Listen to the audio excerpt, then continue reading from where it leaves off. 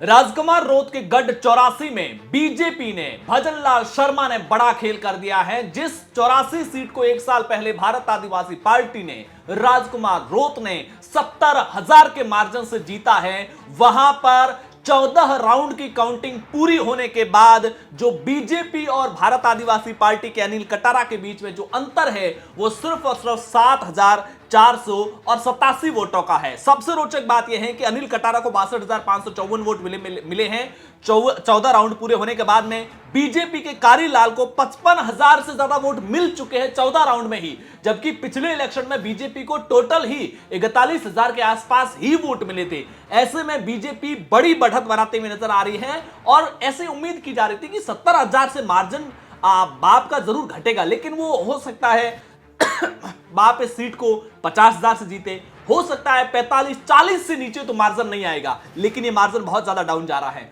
अब तक के 14 राउंड की अगर बात करते हैं तो पहले, दूसरे, तीसरे राउंड में लगातार बाप बढ़त देती हुई दिखी, लेकिन फिर चौथे राउंड में बीजेपी ने ज्यादा वोट हासिल किए।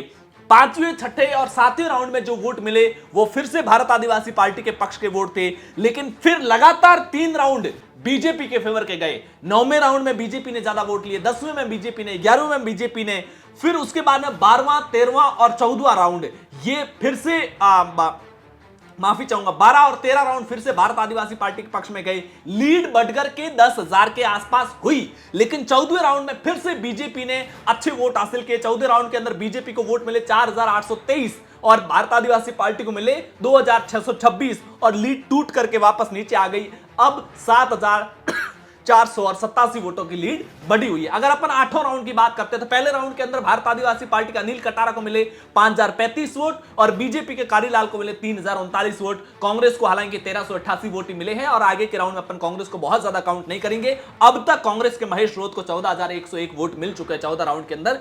एवरेज 1,000 वोट पर राउंड का आप मान सकते हैं, कुछ राउंड 1400 वोट तक भी गए।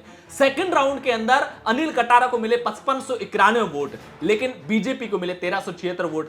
तीसरा राउंड भी भारत आदिवासी पार्टी के पक्ष का था, 5,431 वोट मिले और बीजेपी को मिले 2,624 वोट। चौथे राउंड के अंदर भारत आदिवासी पार्टी को सिर्फ 2,778 वोट मिले और बीजेपी को मिल गए यहां पर 5,120 वोट। पांचवें राउंड में 3,700 वोट बाप को मिले और बीजेपी को मिले 3,468 वोट। करीब करीब पांचवा राउंड आसपास ही रहा, हालांकि बाप को ज्यादा वोट मिले थे। छठे राउंड में 5,470 बाप को मिले, 1,967 बीजेपी को मिले। सातवें राउंड में 6,302 वोट मिले बाप को और बीजेपी को मिले 2,030 वोट। आठवें राउंड में 5,171 वोट मिले बाप को और 3,768 वोट मिले बीजेपी को। 9वें राउंड के अंदर 3,680 वोट मिले बाप को और 5,653 वोट मिले बीजेपी को। 10वें राउंड में बहुत बड़ी बढ़त ली बीजेपी ने। 10वें राउंड के टोटल वोट में सिर्फ 1,822 वोट ही बाप को मिले, 7,800 करीब करीब 8,000 वोट मिले बीजेपी को और यहीं पर बीजेपी ने जो बाप की बढ़त थी उसको एक बड़ी लीड तोड़ने में कामयाबी हासिल की। 11वें राउंड में भी बीजेपी की बढ़त रही और वो भी 6,500 के आसपास वोट लिए, 6,567 वोट लिए, 2,125 वोट बाप को मिले थे। 12वें राउंड के अंदर 5,994 वोट मिले बाप को और 2,740 वोट मिले बीजेपी को। 13वें राउंड के अंदर 6,829 वोट मिले बाप को और 4,050 वोट मिले बीजेपी को। 14वें राउंड में फिर से बीजेपी ने बढ़त ली, बीजेपी को मिले 4,823 वोट और 2,626 वोट ही सिर्फ और सिर्फ भारत आदिवासी पार्टी को मिले। और इस तरीके से 14 राउंड में से अगर अपन देखा जाए तो इन 14 राउंड में पहला, दूसरा, तीसरा बाप के पक्ष में था, पांचवां, छठा, सातवां, आठवां बाप के पक्ष में था। तो 4 और 3 8 और उसके बाद 12वां और 13वां, तो 14 में से 10 राउंड बाप के समर्थन में रहे, ज्यादा वोट बाप को मिले और 4 राउंड ऐसे थे जहां पर बीजेपी को ज्यादा वोट मिले हैं। लेकिन सबसे ज्यादा बात यह कि हो सकता है आखिर के समय में 2, 4, 5, 10, 15,000 तक भी जीत जाती है भारत आदिवासी पार्टी, तब भी राजकुमार रोत के लिए 84 का किला बहुत कमजोर होगा और बीजेपी का कॉन्फिडेंस 7वें आसमान पर होगा कि भले ही सीट हम हार गए हैं, लेकिन जो कहा जा रहा था कि दक्षिण के अंदर भारत आदिवासी पार्टी की, राजकुमार रोत की एक लहर चल रही है, आंधी चल रही है, उसको रोकना बीजेपी के लिए मुश्किल है। लेकिन अब बीजेपी अगर यहां पर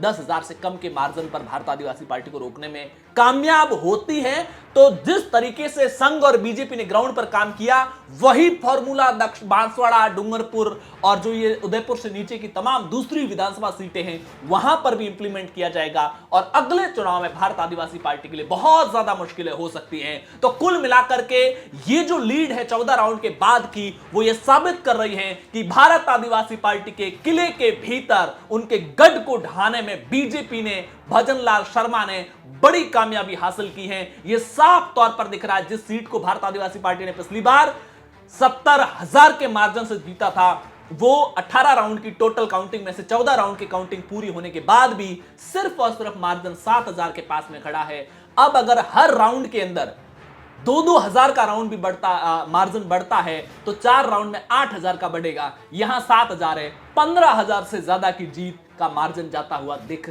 रहा नहीं है। भारत आदिवासी पार्टी के लिए 84 के चुनाव परिणाम बड़ा सेटबैक है।